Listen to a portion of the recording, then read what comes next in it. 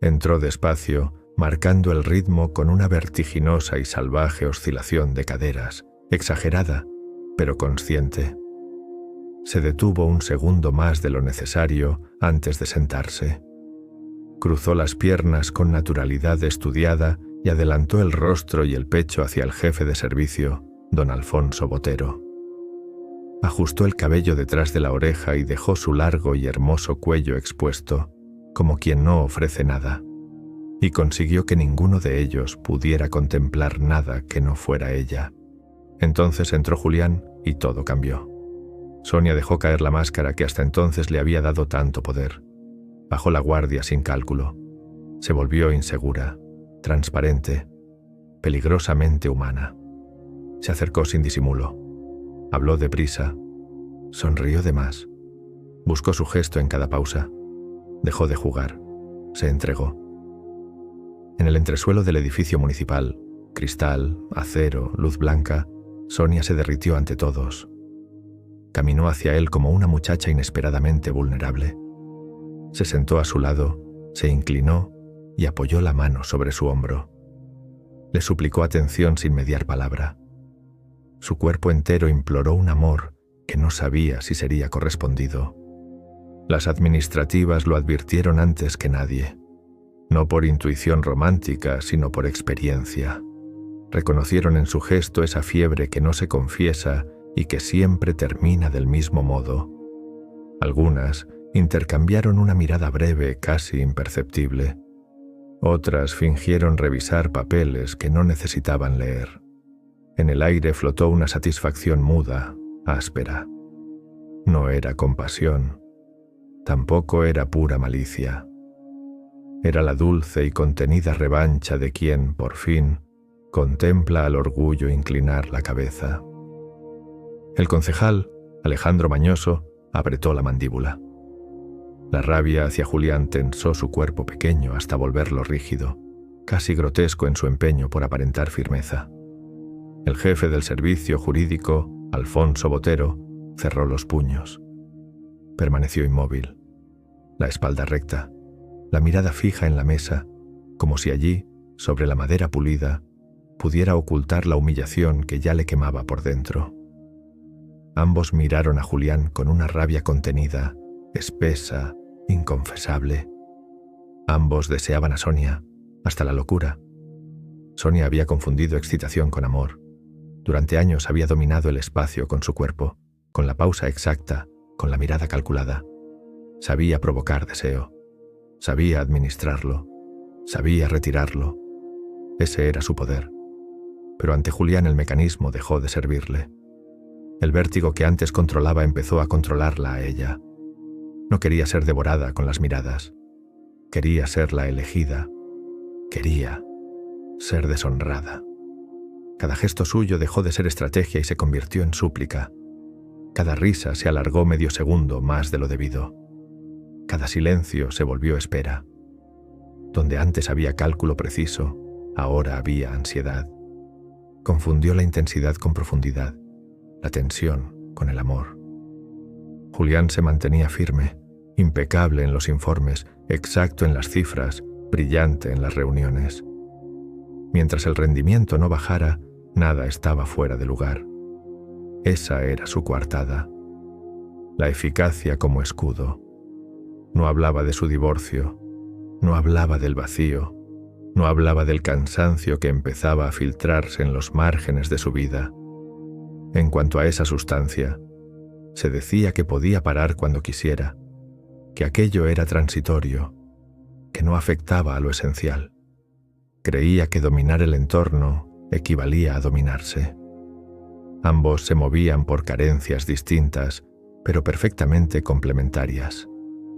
Ella necesitaba ser imprescindible para alguien que no la necesitara. Él necesitaba sentirse invulnerable mientras se desmoronaba por dentro. Ella ofrecía entrega. Él ofrecía distancia. Y en ese desequilibrio, visible para todos, inconfesable para ellos, empezó el verdadero descenso. No fue un escándalo. No fue un error monumental. Fue algo mucho más peligroso. La convicción íntima de que esta vez sería diferente.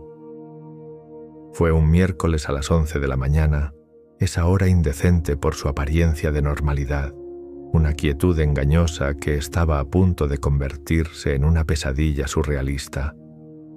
Sonia no habló de amor al telefonearle, le habló de algo urgente, algo que no podía esperar, con esa inflexión apenas temblorosa que mezclaba súplica y desesperación.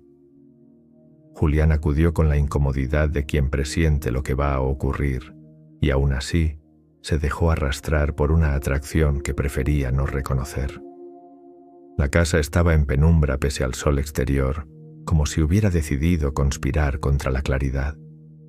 El perfume flotaba espeso, demasiado consciente de sí mismo. Entró al salón y sobre la mesa vio los 2 gramos de polvo blanco refinado y, para su sorpresa, sentado solemnemente en el sofá, estaba Jimmy, el farmacéutico a domicilio. «¿Qué haces aquí, Jimmy?», exclamó Julián. Jimmy rió a carcajadas y respondió: «Ya sabes, Salamandra, soy el repartidor de globo más eficiente». Sonia se acercó con una serenidad que ya no era estrategia sino fiebre. Había dejado atrás la ironía, la coquetería medida, el juego de salón.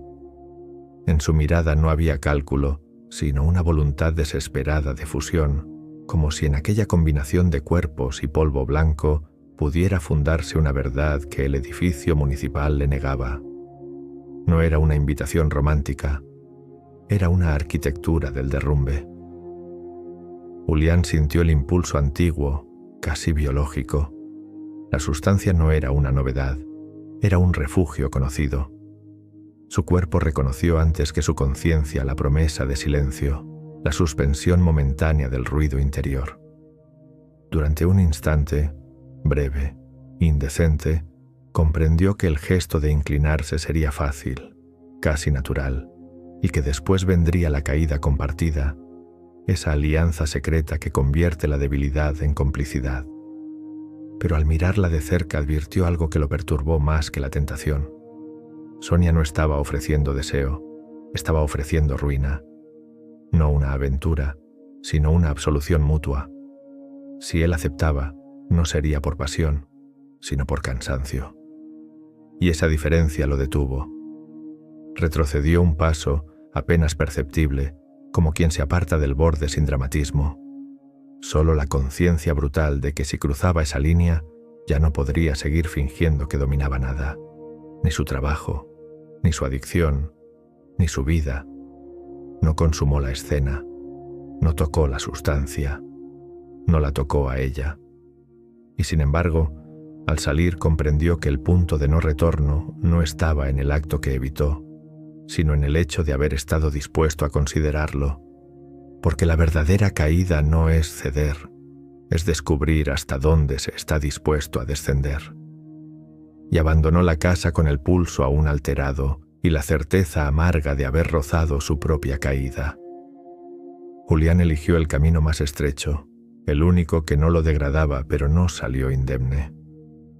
El verdadero peligro no había estado en la mesa, ni en el polvo blanco, ni en la piel ofrecida al vértigo, sino en la revelación íntima de su propia fragilidad. Sonia, por su parte, quedó suspendida en esa habitación que aún olía a promesa rota, comprendiendo, quizá por primera vez, que el deseo no redime ni consuela. Es una fuerza antigua que eleva el alma para después dejarla sola ante su propio vacío.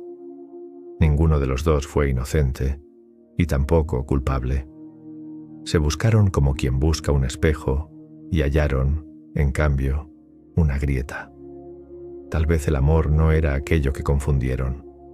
Tal vez era solo la forma más elegante de llamar al vacío, y el vacío, cuando se le nombra, no desaparece, solo espera, y se hace infinito,